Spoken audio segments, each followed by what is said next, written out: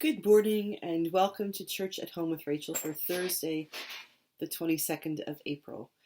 Dude is moving around on the plastic mat that my office chair is on, so please, I hope he'll stop so it won't be too loud. Today, I'd like to talk to you about discernment.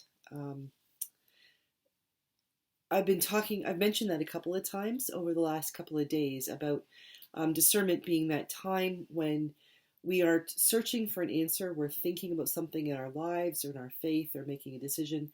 And we come to some kind of a sense of, I think this is what I am called to do, or I think this is the answer. And then without us going and saying to somebody, what do you think? When they come to us and say to us, or other circumstances come to us and share with us the same thing without us having actually asked the question of them to plant the idea, that is a process of discernment. That is one of the ways of testing a call. For instance, if I was a young person, had gone to, say, old Mrs. McGillicuddy, the 85-year-old in the church who just thinks that, the priesthood is the most amazing thing and really likes to be nice to people, and said to her, Mrs. McGillicuddy, I've been thinking that maybe I'm called to be a priest.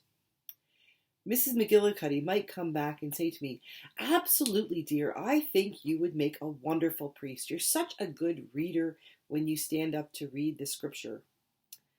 The problem with that is that Mrs. McGillicuddy may indeed not have ever thought about what it would take for anyone to be a priest, let alone have ever even considered the idea that I might be a priest until I planted the seed. And on top of that, Mrs. McGillicuddy might then be thinking she needs to be kind or to be nice. And to be quite honest, lots of folks think that telling someone that they should be a priest in the church is a nice thing to say. It's a compliment. And it is. But that's not discernment. If I had been praying about deciding, am I called to go to seminary? Am I called to be a priest? And I was working on that on my own. And Mrs. McGillicuddy walked up to me out of the blue during coffee hour after church and sat me down and said, my dear, I've been watching you and praying about you. And I have, for some reason, something struck me that I think maybe God might be calling you to consider becoming a priest.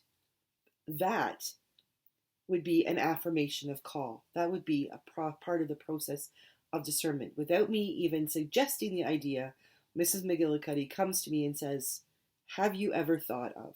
I think I see this as something you might do. So that's a part of discernment.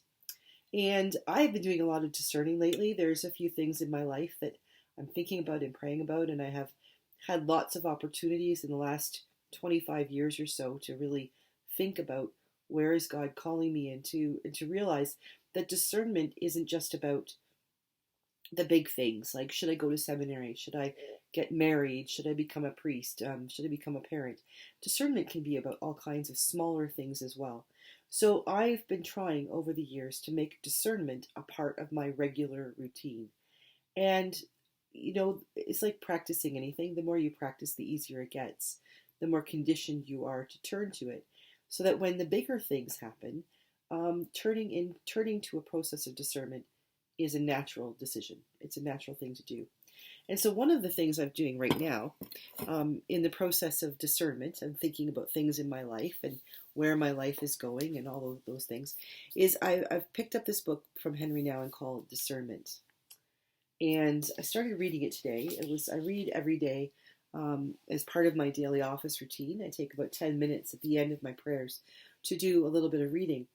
And I started reading this book today, and this is part of what I was reading in the preface. It says, the premise of this book is that God is always speaking to us individually and as the people of God at different times and in many ways, through dreams and visions, prophets and messengers, scripture and tradition, experience and reason, nature and events, and that discernment is the spiritual practice that it accesses and seeks to understand what God is trying to say. When we are rooted in prayer and solitude and form part of a community of faith, certain signs are given to us in daily life as we struggle for answers to our spiritual questions. The books we read, the nature we enjoy, the people we meet, and the events we experience contain within themselves signs of God's presence and guidance day by day. When certain poems or scripture verses speak to us in a special way, when nature sings and creation reveals its glory, when the particular people seem to be placed in our path, when a critical or current event seems full of meaning, it's time to pay attention to the divine purposes to which they point. Discernment is a way to read the signs and recognize divine messages. So, as I said, I started really thinking about discernment. Probably back when I was in my undergraduate degree, and I was considering running for president of student council. And to do that would mean that I'd need to come back for another year of university, because the president of the Brescia College Student Council, that was now Brescia University College, um, it was a significant job, and most times what the person did was they would go part-time. And when I was discerning, I was in my fourth year, I was about to graduate, wasn't really sure what to do with my life, and thought, you know what, I feel called to do this, to run for this position. And it would allow me the opportunity to come back and take a few courses, go part-time, courses that I didn't get to take that were of very big interest to me. And so I ran, and I lost that election by 7 votes. And so I made the decision, and the discernment process to run for president began a whole process, almost like a domino effect of discernment decisions, discernment and decisions. Because I did not win, I didn't need to come back. I was graduating. And so I took a year off of school because in running for election, I had missed the deadline to apply for Teachers College. And so I wanted to go to Teachers College, and I needed to apply when I would be able to get in for the following year. So I took a year off school, and in that time, I began discerning a call to study theology, not necessarily to become a priest, but I thought, maybe I'm not done school. Maybe I'd like to study theology. And so I did not apply to Teachers College that year, but I applied to get in to Huron College, now Huron University College, which was the seminary in London. It can associate with the University of Western Ontario. That was where I lived, in London. And in that year of discernment, I worked and I prayed and I studied, and I created some disciplines around prayer that I hadn't had before. And I discovered so many new things. And I got into Huron, and I began studying and discerning in my first year at Huron if maybe I was called to be a priest, called to ordained ministry, because it wasn't a for sure thing. And that discernment process took me all year, right up until Holy Week of that year. So probably a good 8 months of praying and wondering and questioning. And then I had a very powerful experience of Holy Week, that on the Easter Vigil, it became really clear that yes, I was called to pursue ordination. I didn't know if that would happen, but I felt that that was the path that God was leading me on, and I would continue to walk it. And then 2 years later, I was ordained a priest, and things happened, and eventually I met my future husband, and and things have happened since then with processes of discernment over and over and over. When we enter into a process of discernment, it is not just about us, because discernment is it's about us, but it's also about our relationship with God and following the path that God would have us follow, heading toward the plan that God has said, you know what, I love you and I know your heart. I know who you are. I created you.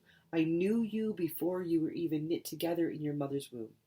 I know what your heart's desire is. I know what your talents are. I know who I have called you to be. And if you choose, because we have free will, if you choose to follow the path that I lay out for you, then you will discern the goodness in life, the things that I'm calling you to do, some of which will be difficult, some of which might be painful, but all of which will be enlightening and life-giving in the end. When we are discerning who we are called to be and what God is calling us to do, we don't throw away our free will. But my experience has been that our free will comes beautifully in line with God's will. And when that alignment happens, wonderful and incredible and beautiful and life-giving things happen in our lives and in the lives of the people around us, whether it's our families, our coworkers, the people that we serve, the people who serve us.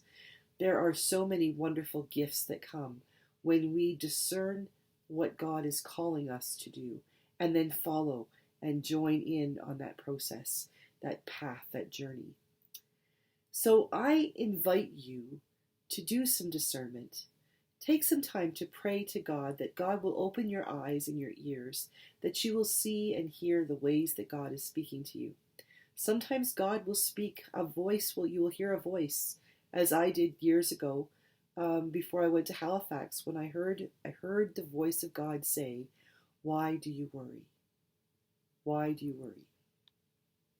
Story for another day. But in that moment, I realized I needed to let go of my worries. And then I allowed God, by letting go of that, I opened my heart that I could follow in God's will. And wonderful things happened. And that led me to where I am today. Sometimes God doesn't speak words, but God speaks through a poem or through something that Mrs. McGillicuddy says or in something that we see. But God is always speaking to us.